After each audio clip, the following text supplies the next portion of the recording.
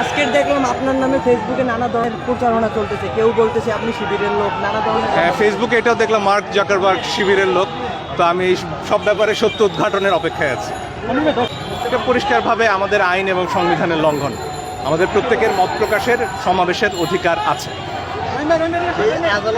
এটার তো জবাব আমাদের ছাত্রছাত্রীরা অনেক আগে দিয়েছে এবং পরিষ্কারভাবেই আজকে স্বাধীনতার 50 বছর পরে কাউকে শিবির, স্বাধীনতা বিরোধী, রাজাকার এসব দিয়ে তাদের যে মূল দাবি, অধিকারের দাবি, সেখান থেকে দৃষ্টি সরানোর আসলে সুযোগ নেই। ভাই আরেকটা বিষয়, এটা কোনো একটা ইস্যু তৈরি করবে কিনা? শিক্ষার্থীদের সামনে এসে প্রতিবাদ করছে দাঁড়িয়ে, তাকে টেনে হিসেবে নিয়ে আসছে পুলিশ। এইটা আসলে আইনের ক্ষেত্রে এটা সংবিধান এবং আইনের লঙ্ঘন স্পষ্ট।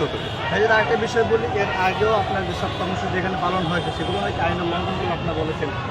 এক্ষেত্রে আদালত কি বলে? আদালত প্রাঙ্গণ যদি আইনের লঙ্ঘন না করে, আদালত কি বলে সেটা শোনার জন্য তো আমরা আদালতে গেছি। আমরা অপেক্ষা করছি আদালত কি বলে। আদালত কি জবাব দিল? বিগত দিনে যে আইনের লঙ্ঘন হিসেবে আদালত কি জবাব দিল? এখন পর্যন্ত তো আমরা আদালতের কাছ থেকে কোনো জবাব পাইনি।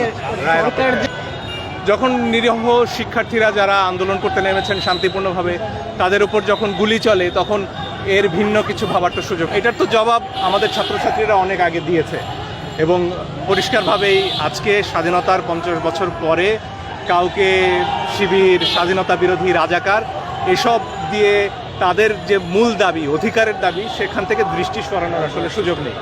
ভাই আরেকটা বিষয়,